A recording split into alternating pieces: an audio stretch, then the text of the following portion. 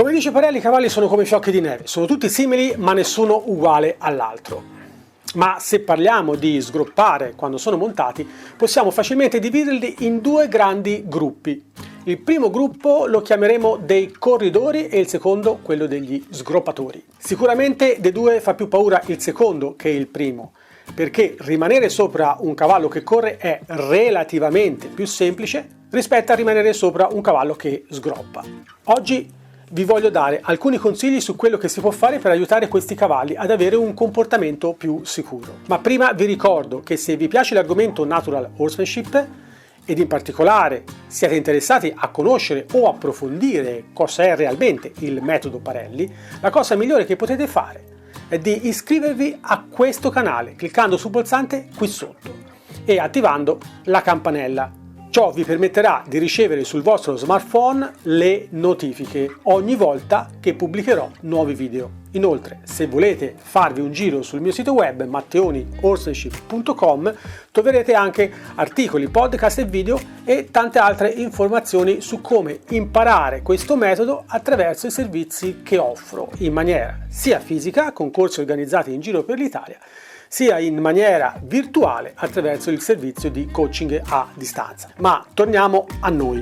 Nel video di oggi cercherò di darvi due strategie da usare quando vi troverete di fronte ad un cavallo che tende a sgroppare. Quindi sì, per il momento il gruppo dei corridori lo lasciamo perdere e ci concentriamo su quello degli sgroppatori. Ma prima di iniziare voglio fare una premessa. Quando siamo di fronte ad un cavallo che sgroppa, dobbiamo sempre escludere i problemi fisici, ovvero tutti quei problemi che derivano da dolori muscolari, contratture o problemi alla schiena, come l'ormai ben conosciuto fenomeno detto kissing spine, cioè letteralmente spine che si baciano. In sostanza, con questo nome si identificano tutte quelle patologie derivate dall'avvicinarsi delle singole vertebre, specie nella zona lombare, che causano forti ed a volte fortissimi dolori, soprattutto quando il cavallo viene montato. Una volta esclusi i problemi fisici, possiamo dedicarci ai problemi emotivi e mentali, e qui entriamo nel vivo dei miei consigli,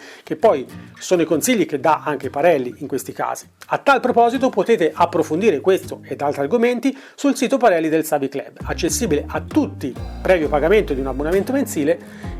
Il sito ovviamente è tutto in inglese, comunque per coloro che gli interessa lascio il link in descrizione. Ma torniamo a noi.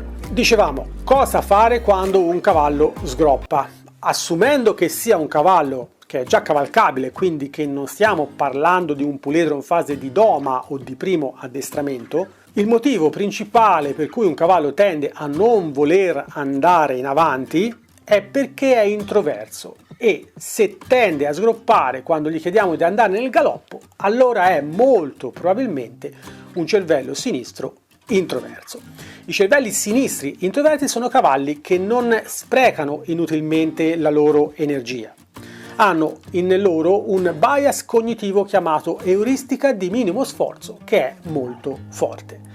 Premetto che questo bias cognitivo ce lo abbiamo anche noi e consiste in un approccio mentale alla soluzione dei problemi che si basa sulla ricerca della soluzione più veloce che abbia il minimo dispendio di energie. Ad esempio, quando siamo sul divano a guardare la TV ed abbiamo sete e chiediamo ad un nostro amico che sta in piedi di portarci un bicchiere d'acqua, stiamo in effetti mettendo in pratica il concetto di euristica di minimo sforzo. Abbiamo trovato il modo che ci permette di avere la soluzione più veloce con il minimo dispendio di energie nostre, non quelle del nostro amico ovviamente.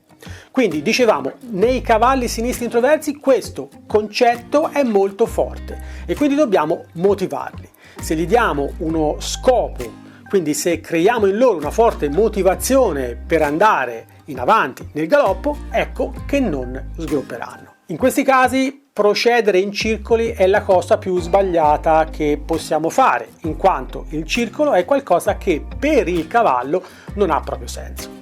Il circolo significa correre, ma senza mai arrivare da nessuna parte, perché dopo 10 minuti che si corre siamo ancora nel solito posto. La cosa migliore in questi casi è fare delle linee dritte, quindi seguire la staccionata oppure fare delle diagonali, ad esempio da un angolo all'altro.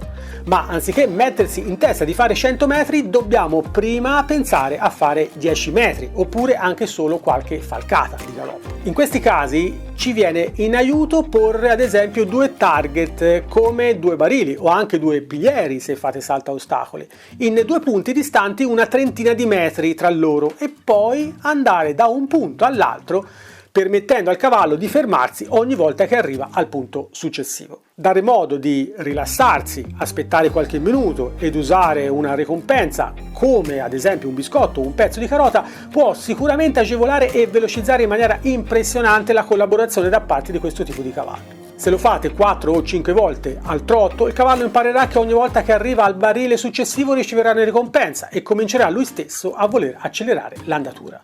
A questo punto potete cominciare a chiedere il galoppo. Attenzione però a non esagerare tutto in una volta, perché questi cavalli si annoiano facilmente e potrebbero iniziare a rifiutarsi perché non trovano più interessante l'esercizio. Il secondo consiglio che potete seguire per questo tipo di cavalli è quello di fare approccio e ritirata con l'andatura. In sostanza si tratta sempre in linee dritte e non in circolo di chiedere al cavallo di andare nel galoppo e giusto dopo qualche falcata chiedergli di tornare al trotto e anche di fermarsi e dargli comodità, fare una piccola pausa, accarezzarlo, grattarlo se conoscete il punto dove gli piace oppure anche in questo caso usare qualche ricompensa come del cibo.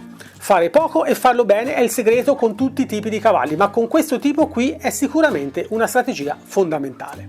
Una volta che avrà cominciato a capire lo schema potrete andare avanti e chiedere sempre qualche metro in più fino a che non sarà più un problema rimanere al canter anche per lunghi periodi. Essere positivi, progressivi, naturali ed avere pazienza ci darà la possibilità di ottenere grandi risultati anche con questo tipo di cavalli. Ci sarebbe da aprire una parentesi e fare un discorso a parte sull'uso del cibo in questo particolare caso e soprattutto parlare di come mai molte persone percepiscono questo aspetto come se fosse una sorta di compromesso inaccettabile.